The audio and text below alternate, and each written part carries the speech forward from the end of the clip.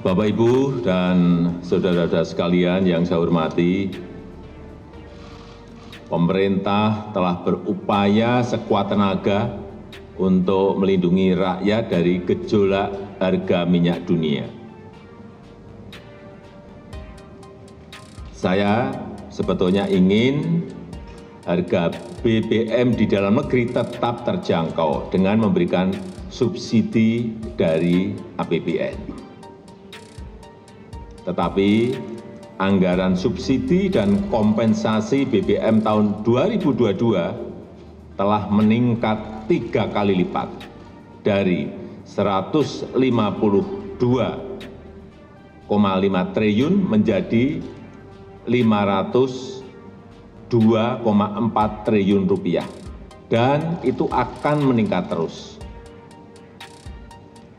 Dan lagi, lebih dari 70% subsidi justru dinikmati oleh kelompok masyarakat yang mampu, yaitu pemilik mobil-mobil pribadi. Mestinya uang negara itu harus diprioritaskan untuk memberikan subsidi kepada masyarakat yang kurang mampu. Dan saat ini pemerintah harus membuat keputusan dalam situasi yang sulit. Ini adalah pilihan terakhir pemerintah,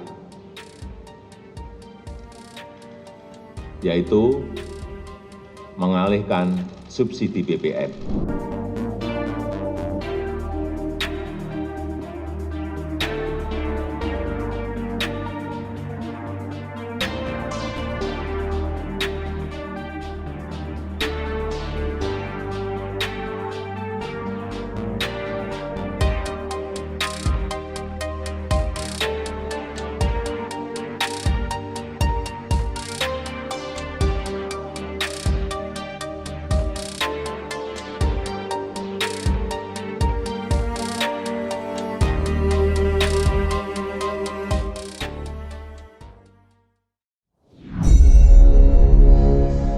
Solar langka di beberapa daerah di Sumatera dan beberapa kali Pertalite serta Pertamina Dex hilang di peredaran di banyak SPBU. Ini mismanagement atau ada hal yang lebih besar dari hal itu, yaitu benar telah terjadi perang energi seperti yang kita bicarakan beberapa bulan yang lalu. Setelah perang biologi, maka dilanjut dengan perang cuaca dan dilanjut dengan perang energi. Oke, kita dianggap konspirasi ya, dianggap globalis itu tidak ada, dianggap operasi intelijen Tiongkok itu tidak ada karena konspirasi teori, dianggap CIA itu dongeng operasi-operasinya, dianggap peraturan yang menguntungkan oligarki itu kebetulan, bukan pesanan yang dibayar kepada para pembuat peraturan di Senayan dan pejabat di tingkat menteri, itu tidak ada ya. Bernegara kalau terlalu polos, tidak pernah ikut Sespim, Sesko, Lemhanas dan lain sebagainya, ditambah orang di sekelilingnya punya ilmu masa lalu, ya berat menjalankan masa depan bangsa dan negara kalau begitu. Keterlepasan dari masa lalu dengan masa kini itu bukan karena corona dengan efek lockdown dan vaksinnya saja. Perilaku berubah cepat terutama generasi milenial dan Gen Z karena digital teknologi membuat banyak hal berubah. Ini terjadi jauh sebelum tahun 2019,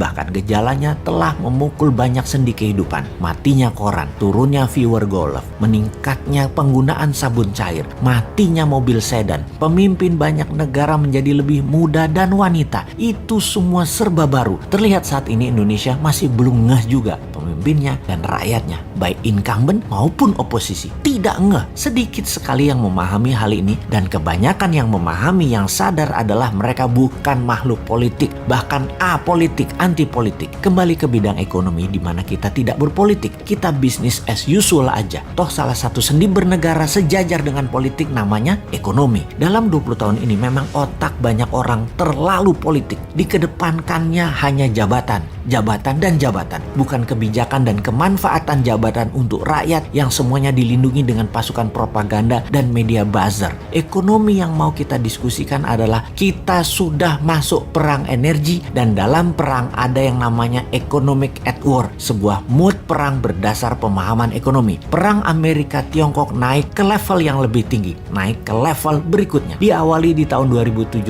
dengan trade war, kemudian saling serang dengan financial war, kemudian masuk ke biological war dan yang terbaru perang cuaca atau climate war. Biological war belum selesai seperti analisa awal. Sama seperti Perang Dunia Pertama sekitar 4 tahunan. Perang Dunia Kedua juga sekitar 4 tahunan puncaknya. Wabah virus ini kurang lebih 4 tahunan. Bisa sampai tahun 2024. Namun intensitasnya saat ini mungkin terlihat turun. Tetapi kita harus terus waspada, masih bisa mutasi gelombang ketiga serta efek long covid yang belum tersolusikan. Perang energi diawali dengan dimainkannya gas oleh Rusia dan minyak dunia oleh Timur Tengah. Harga bergerak karena stok dibatasi jumlahnya. Apa yang terjadi kalau harga gas ke $60 dalam 3 bulan ke depan? Dan apa yang terjadi kalau harga minyak mentah ke $100?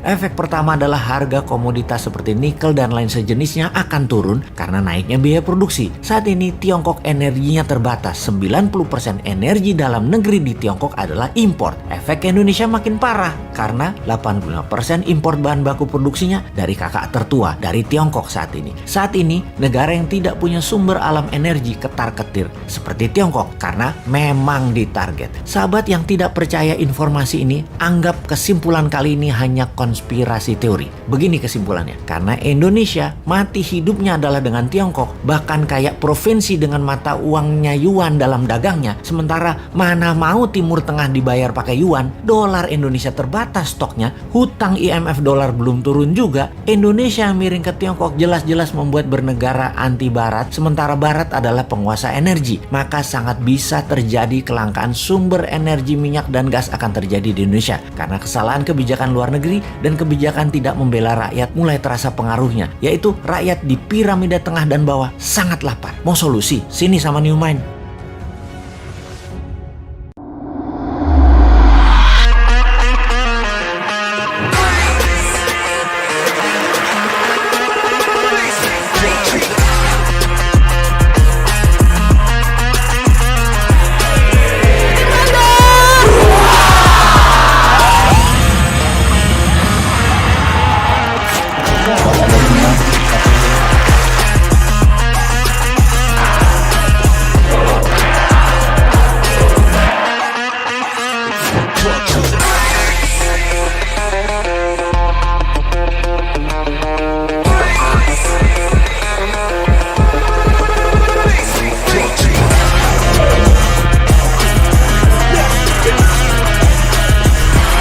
Kalau di